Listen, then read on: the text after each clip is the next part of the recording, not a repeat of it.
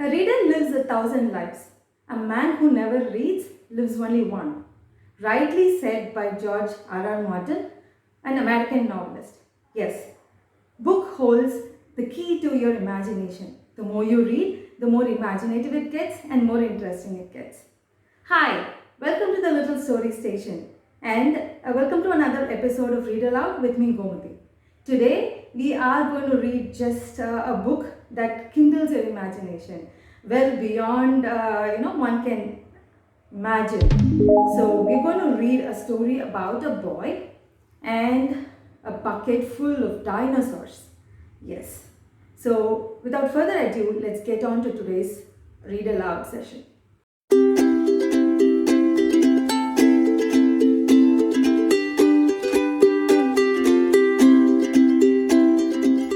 Hi there, my little reading buddies. How are you today? This is your own Gomati auntie. Hope you guys are safe and healthy. Today we're going to read a very interesting story about dinosaurs. Harry and the Bucketful of Dinosaurs by Ian Whybrow and Adrian Reynolds. Nan thought the attic needed a clear out. She let Harry help. Harry found an old box all grey with dust. He lifted the lid. Dinosaurs! Harry took the dinosaurs downstairs. He unbent the bent ones. He fixed all the broken ones.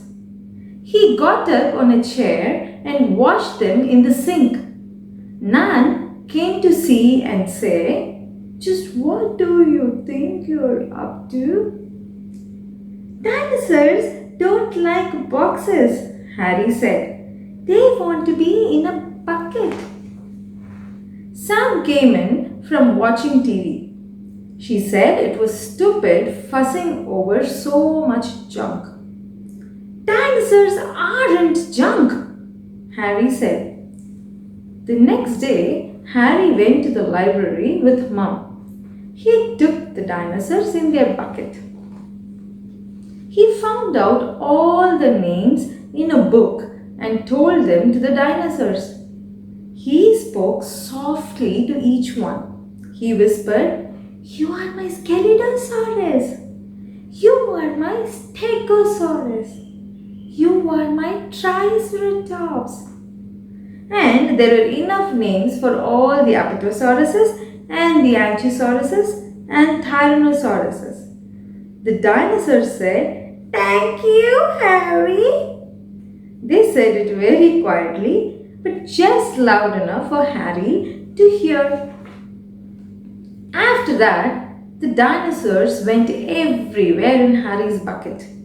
They went shopping. They went to the garden center. They went to the beach. When Harry had a bath, the dinosaurs had a bath. When Harry went to bed, the dinosaurs went to bed. Sometimes they got left behind, but they never got lost for long because Harry knew all their names. And he always called out their names just to make sure they were safe. One day, Harry went on a train with Nan. He was so excited, he forgot all about the bucket. He started crying. Nan dried his eyes. "Never mind," she said. "I'll buy you a nice new video." Harry watched the video with Sam. It was nice, but not like the dinosaurs. At bedtime, Harry said to Mum, "I like videos, but I like my dinosaurs better because you can fix them, you can bath them, you can take them to bed.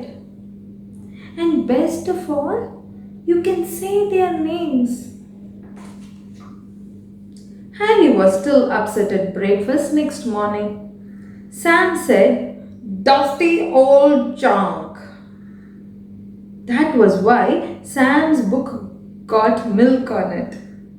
Nan took Harry to his room to settle down. Later, Nan took Harry back to the train station to see the lost property man.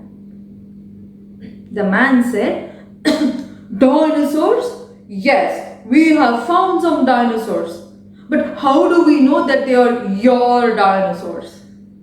Harry said, I will close my eyes and call their names. Then you will know.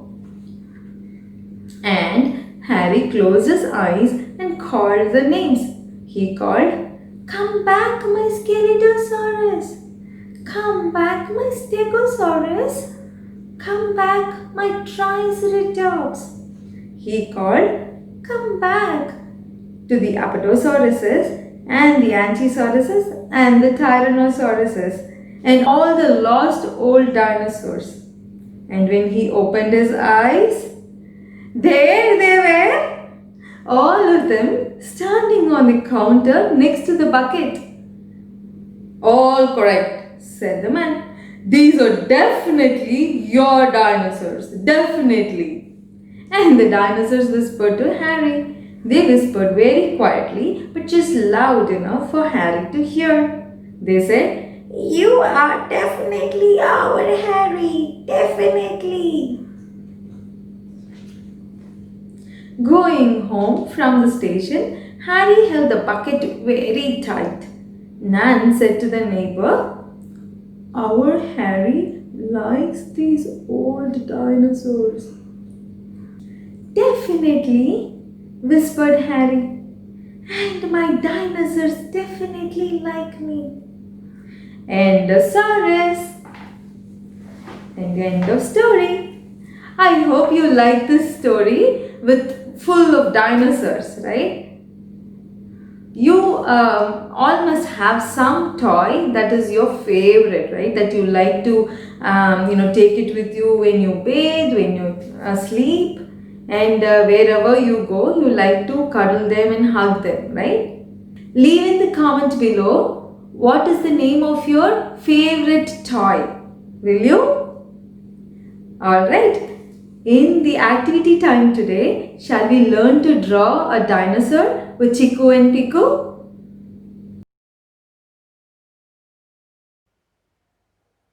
Hi Chico. Hi Pico. What are we drawing today? We are drawing a dinosaur.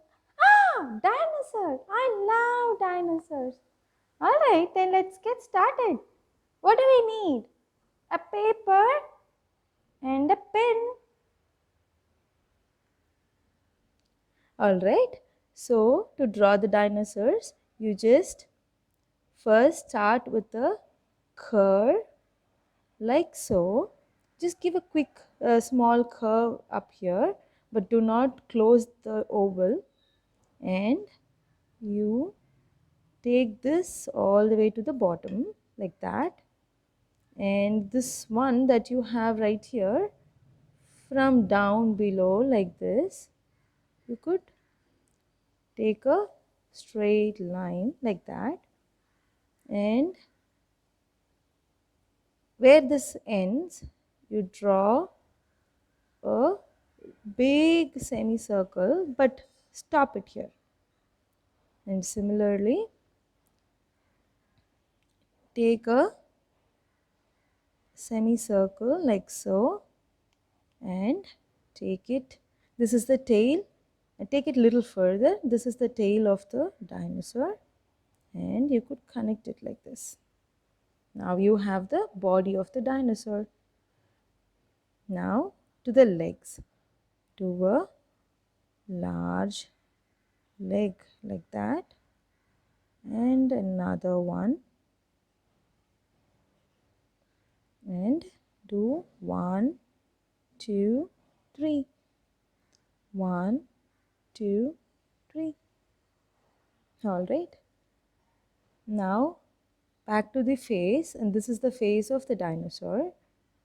Right where this part ends, you could do a curve like that, and on top of that, put a semicircle, and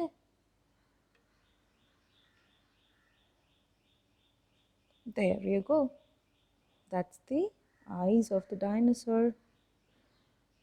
Now that is pretty much it, the dinosaur. But you could also have some patterns drawn on its body. So you could do that.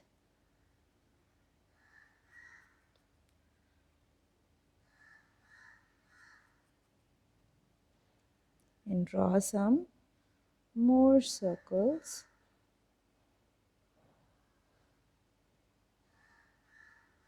Also up here, draw some patches, patterns.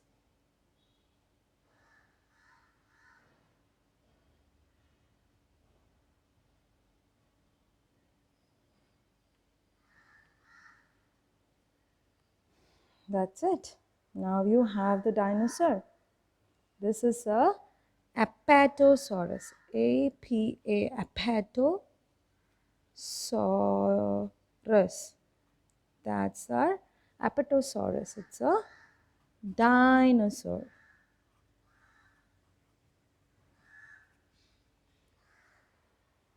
I hope you enjoyed drawing this dinosaur with me today. See you in another episode. Bye. Hi, in today's Parents Corner, I would like to share another very simple yet effective way to encourage your children to start loving to read books. Sight words. What are sight words? So there are very simple words like the, and, at, of. These are words that has to be recognized as soon as you see it. That's why it's called sight words, and they do not fall under the phonics category. So you could read words using its phonetics, or you could just look at the word and recognize the word by just looking at it. So they are called sight words. Now, by introducing your children to the sight words, they can recognize a word or two in every sentence, and in a page they could read about quite a lot of words, and this will encourage them to want to read a book or read a sentence or two. This is a way that I introduce sight words to my child when he was about 3.5 to 4 years old. So these words are available at sightwords.com. You could just print them out, a full page or a quarter, or just book size or pocket size, and you could just keep reading these books. So these words you just show to them, flash it to them, 4 words, 3 words, or 2 words, or just one word at a time every day before they go to sleep. And that's the best time to introduce them to these sight words, because they say, psychologists say that when the child goes to sleep, like 15 minutes or half an hour before going to bed, whatever we tell them just registers in their mind. So every night before you go to bed, just flash them these sight words, and eventually they will pick up a lot of words. And it depends when do we introduce these sight words to your child. Really depends upon the capability of your child or which stage the child is at. Some children could pick it up as soon as early as 2.5, 3, 3.5, 4, and some children are not ready even at 5. So it just depends on the child. But introducing sight words is a good way to start inculcating the habit of reading a book. Hope you like that tip, and hope you like the content of this video today. If you did, please like, share and subscribe. Hope you continue to read with your children, and hope you are spreading the joy of reading. Until next time, this is Gomati signing off. Take care, tata, and stay safe.